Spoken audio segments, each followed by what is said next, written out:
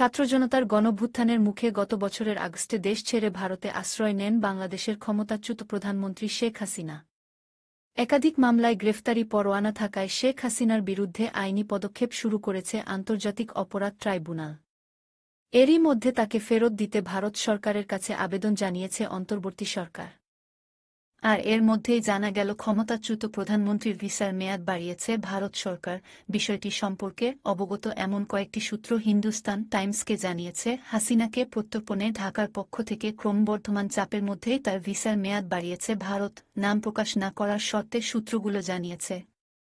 ভারতে অবস্থানের সুবিধার্থে সম্প্রতি বাংলাদেশের সাবেক প্রধানমন্ত্রীর ভিসা বাড়ানো হয়েছে। ভারতে শরণার্থী এবং অ্যাসাইলামের কোনো সুনির্দিষ্ট আইন নেই উল্লেখ করে দেশটিতে হাসিনার অ্যাসাইলাম মঞ্জুরের জল্পনা উড়িয়ে দিয়েছে সূত্রটি। বিস্তারিত উল্লেখ না করে ভারতীয় সূত্রটি আরও জানায়, ভিসার মেয়াদ বাড়ানোর পদক্ষেপটি কেন্দ্রীয় স্বরাষ্ট্র মন্ত্রণালয়ের সাথে সংশ্লিষ্ট এবং এটি করা হয় স্থানীয় ফরেনার্স রিজিওনাল রেজিস্ট্রেশন অফিসের এফআরআরওর মাধ্যমে। এদিকে প্রধান উপদেষ্টার উপপ্রেস সচিব আবুল কালাম আজাদ মজুমদার জানিয়েছেন, গুম ও জুলাই গণহত্যার সঙ্গে জড়িত থাকায় সরকার শেখ হাসিনা সহ ৯৭ জনের পাসপোর্ট বাতিল করেছে। মঙ্গলবার ৭ জানুয়ারি বিকেলে ফরেন সার্ভিস একাডেমিতে সমসাময়িক বিষয়ে প্রেস ব্রিফিংয়ে উপপ্রেস সচিব আরও বলেন, বিভিন্ন অপরাধে ৯৭ জনের পাসপোর্ট বাতিল করা হয়েছে।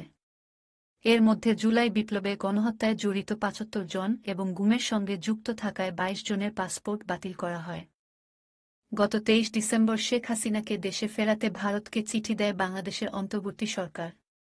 তবে শেখ হাসিনাকে ফেরতের বিষয়ে ভারতের পক্ষ থেকে এখনও কিছু জানানো হয়নি বলে জানিয়েছেন প্রধান উপদেষ্টার প্রেস সচিব শফিকুল আলম। গত রোববার ৫ জানুয়ারি ফরেন সার্ভিস একাডেমিতে সমসাময়িক ইস্যু নিয়ে ব্রিফিংয়ে প্রেস সচিব বলেন, শেখ হাসিনাকে ফেরত আনার চিঠির কোনো উত্তর এখনও ভারত দেয়নি।